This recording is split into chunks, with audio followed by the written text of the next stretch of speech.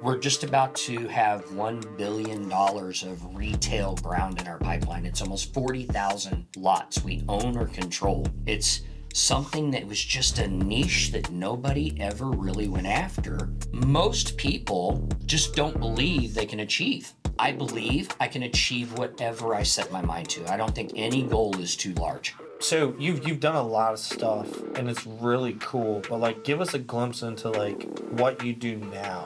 We kind of fell into it. So Got no limit, yeah, that's right. Yeah, I'm limitless. I ain't got no limit, yeah, that's right. Yeah, I'm limitless. They can stop me now, yeah, that's right. Cause I'm limitless. It's my turn right now. Watch me work, yeah, I'm limitless. All right, what's up, everybody? We're back. Wake Up to Wealth, another episode. Super excited because I got another Brandon on the show and his son. And the other thing too, Dylan, by the way, and Brandon goes by Rockstar. The other thing that's really cool is that I don't recommend a lot of people, like people that I trust, to invest their money. He's one of the only people that I will say, yes, it's safe to invest money with. So I'm excited to have him today. He's done a lot of fucking cool shit, a ton of knowledge in the real estate industry, and a guy that I respect, OG in the money raising game. What's up, man? happy to be here. Excited to be on your podcast. So I was told Dylan, I'm like, this is the GOAT of real estate on the East Coast. And you may be impressed with us, but we're equally impressed with you and everything you've accomplished. I appreciate that.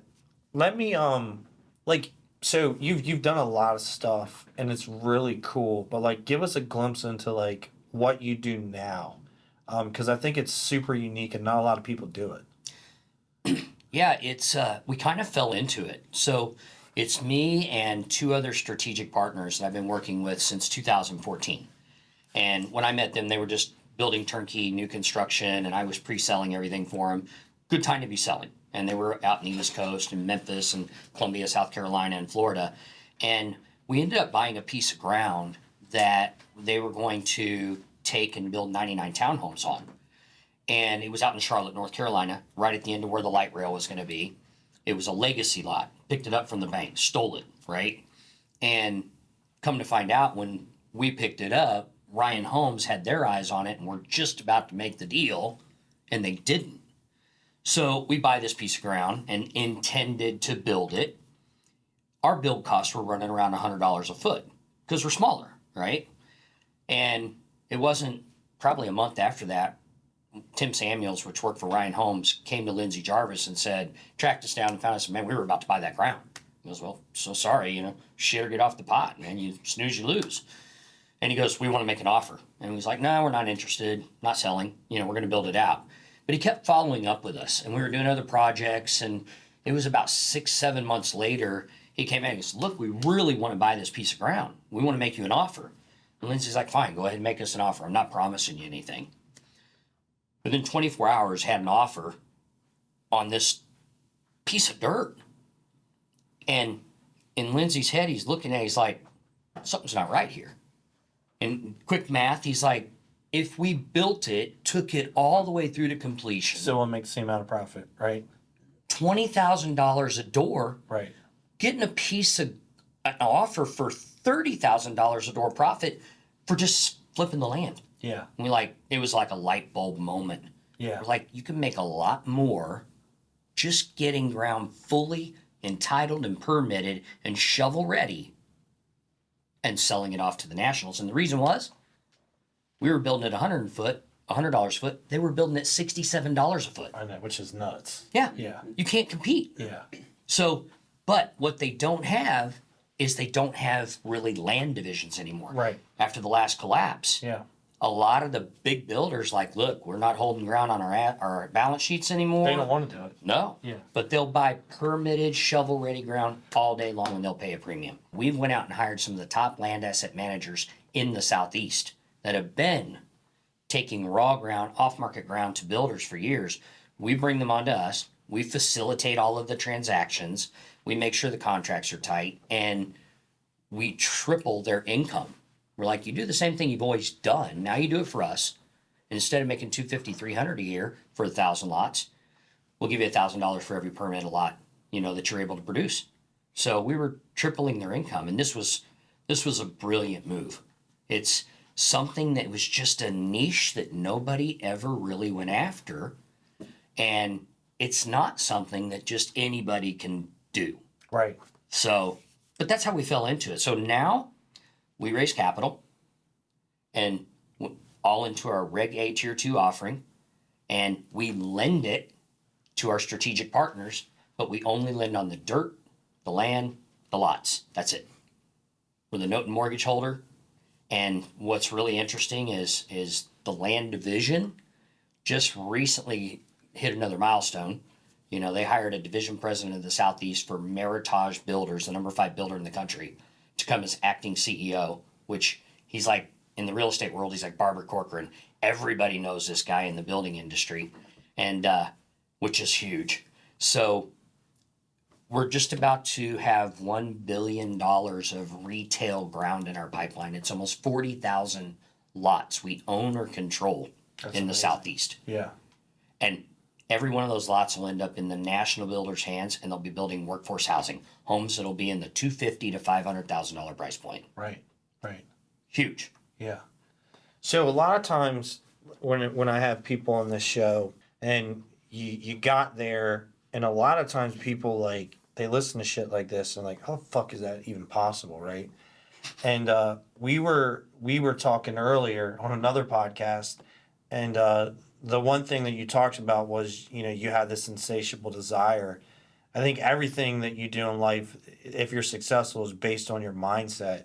And we're big on mindset here. Like, obviously, your son's got some of it because you're passing it down, and you decided to be in business with him, which I think is so cool. Like, I'd love for you guys both to unpack that for me. Yeah. We'll let Dylan talk about growing up in this family. Yeah. You know. Yeah. But real quick, I'll pass it off in just a second. You know, I like I said earlier, I grew up poor, and I just got tired of wearing no-name tennis shoes and my mom making my clothes and my friends having something I didn't. And I learned early on, if I wanted anything, I had to work for it. And so I was fortunate enough to born with it, but I just saw what was going on around me, and I'm like, I'm not going to let this be my future. I'm not letting this be my reality. So I went to work. I started shoveling driveways, mowing lawns, picking up sticks. We went around and picked up wild berries and whatever. That's how we had jam and had pie, you know, because my mom couldn't afford to buy them. And then whatever we had left over, we'd take to our neighbors and sell it. I sold stuff out of a catalog so I could have a tent or a bike or a baseball bat, you know. And my parents were hardworking blue-collar workers, dad in construction, mom a waitress.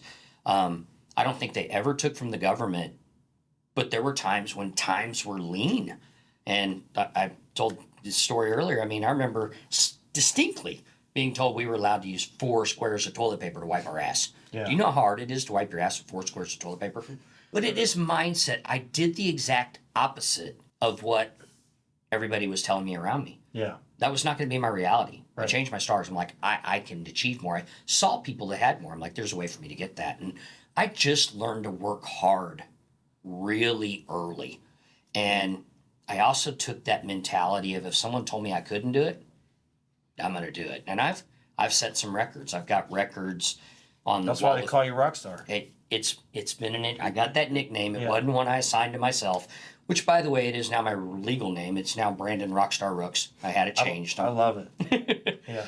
But it's mindset. Can we get him a chain that says Rockstar? Oh, you need it. But it's got to have the mindset. I believe I can achieve whatever I set my mind to. I don't think any goal is too large. There's a way to reach every goal. And there's been so much proof of that with so many people that come from humble beginnings. No doubt. And my son, extremely proud of my son. Some people know, some people don't, and I'll let him talk a little bit about growing up and what he's done. I mean, he actually now can talk about a level of success, and he's got a plaque to talk about it. Yeah. I'll tell you this. It was interesting growing up in this family. I was taught on a lot of tough love, right? But I also just learned his values and lessons by watching, right? This man truly outworks anybody I've ever seen. That was the key factor. I mean, he just didn't play around, no bullshit, set goals and worked towards them and knocked them all down. I remember times that, he would set a goal for himself and be working towards it, so much so that he would never leave the damn desk in the house all day. My mom would cook lunch or dinner and bring it to his desk. He'd just eat quick and keep working. And so just by watching, it taught me a lot, which is interesting because this might tailor off into something else real quick. Do you have kids? 2 of them are sitting in here. No shit. No, I mean, I have a bunch of people that work for me that are my family, but I don't have kids. Okay. Well, I want to say it's interesting because, I got a brother that necessarily didn't pick up the same drive or determination that I did, right? Yeah. I picked it up in a different way. I didn't necessarily go into business like he did. I did do some sales. And it's always harder on the second generation. Yeah. Like it's always. I mean, it is. I mean that's a reality of what it is. His generation, your generation, my generation, work ethic's all different. So I mean that's commendable. Yeah, but yeah, it's I don't know, man. It was cool just seeing him always be able to tackle through any hurdle and make something from nothing, and that's what I wanted to do, and that plays into what he's talking about. Yeah, I did earn a plaque, so I was in the music industry. Yeah. For about 10 years. I've kind of been tailoring away from it because I'm now in business with him and making a hell of a lot more money. It's still just as fun. Yeah. But yeah, music was a lot of fun. I went by the stage name of Kez, K-E-Z-Z. And man, I released a ton of music over the last 10 years. Got to songwrite for a bunch of artists. The one he's talking about, I worked with Tech Nine and T-Pain and got to work behind the scenes on one of his albums. So that's really cool, man. Helped me earn a plaque recently. Gold record. I got an older brother, 10 years older than me. So Yeah. he put me on to Tech Nine when we were living in Kansas City. And it's just a hell of a lot of fun to be working with those people as my peers now instead of just my idols. But yeah, I don't know. I got a long story to unpack. We'd be here for fucking 10 years. But No, but I mean what's cool is what has translated from your dad is that same mindset of like, hey, I did a fucking record with a childhood hero. Like, you know what I mean? Like that's, yeah. I mean, how many people in this world get to do that? That's a mindset thing. Yeah. Do you know what I mean? That's where it comes from. And it's cool now you're in our fucking world. Yeah. And You know I think what I mean? I overheard you talking. Pretty I sure was fired up. You were fired up giving a sales training, and you said it's the factor of never quitting, right? Yeah. For me, I mean, that happened in year 8 or 9 of me doing music, finally getting in the room with the people I was always dreaming of doing it with. It took you fucking 7 years of failure Exactly. for 1 year of success. If I would have quit in year 7, I would have never done that. Never had 100%. that life experience. So many people don't understand it. It's the fucking grit. Yeah. It's the getting punched in the face. It's the growing up poor and being defined by the struggle because that's the shit that breaks most people. Yeah. And the people that it doesn't break are always the ones that are staying at the top of the mountain. Mm-hmm. It's True. Everybody wants it easy. Well, they want the result. To be honest, I mean, who's the drivers? Most people just don't believe they can achieve these types of goals. And our peers, I mean, I have a very small circle of friends. Yeah. But then I have a large circle of Rockstar investors, which are truly our friends. Sure. But I mean, our actual friends, I mean, that list is small.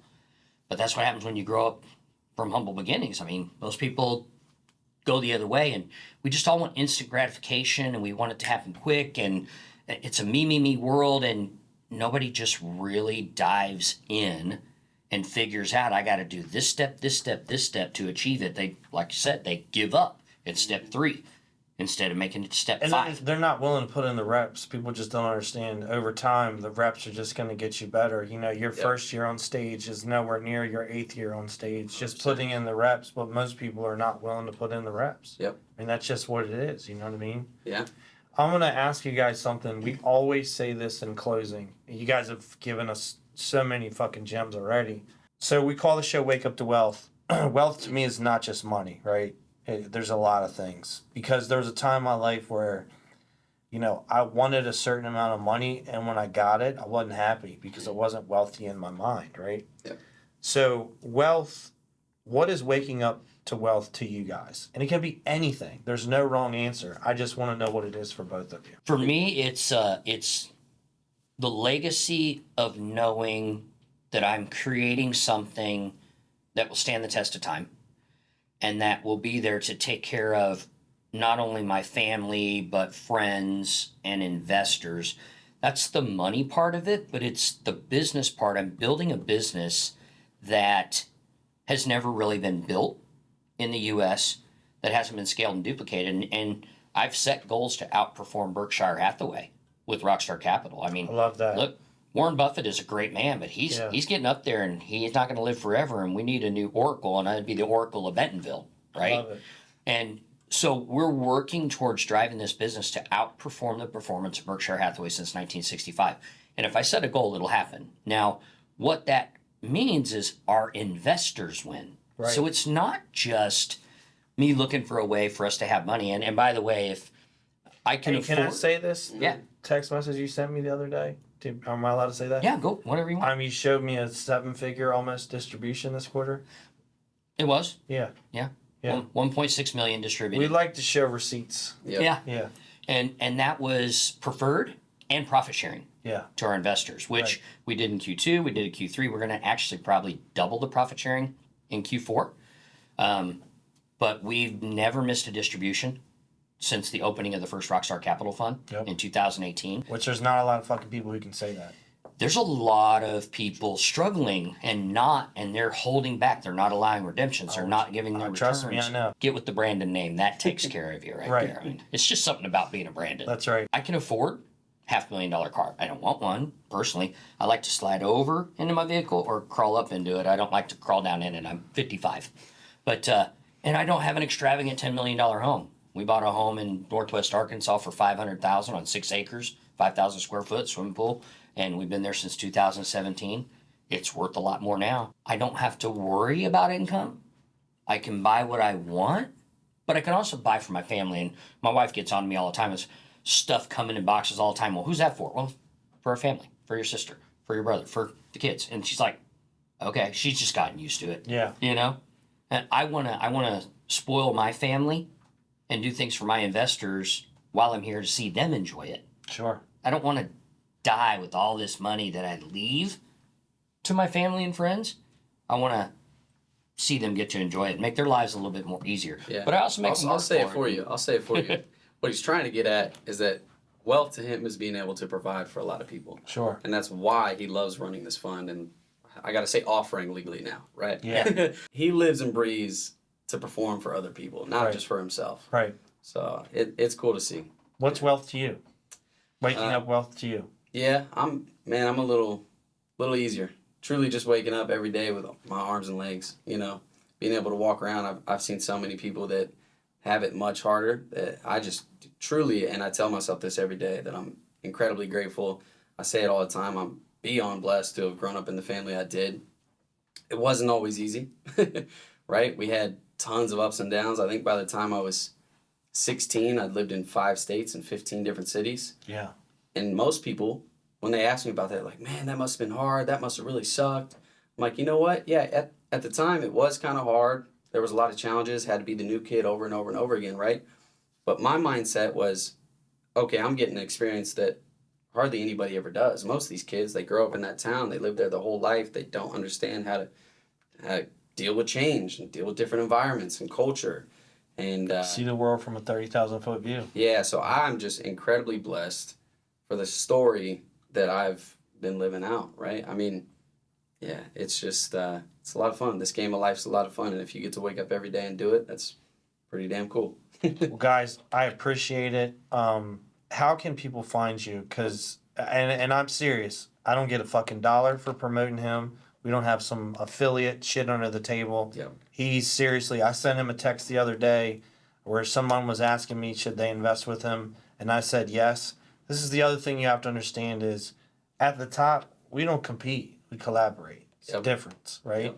I could have easily said, give me your money. I said, no, I trust him. Give him your money. He's a safe bet. How can people find you if they want to invest with you? Easiest way to find us is just go to rockstarcapitalfund.com. Yes, it's fun, even though it's an offering, but I'm not changing the website. So 10K minimum, accredited, non-accredited. We do third-party CPA audits. Yep. And that's one of the reasons we've merged everything into this, is to make it accessible for everyone. Yeah. You can invest your personal funds under an LLC, a trust. You can do self-directed IRA and invest with us. I wanted to provide a vehicle that afforded people an opportunity to invest in something, even if they had to start small like I did. Yeah.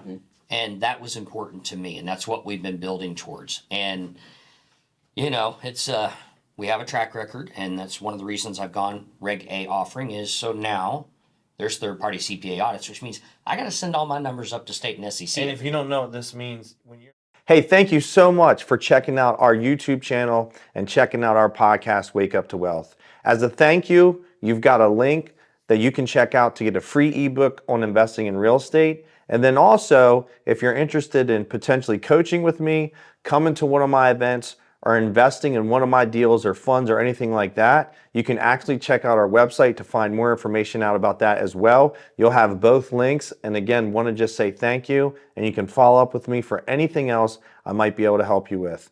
And thank you so much for tuning in to learn more about how to get wealthy.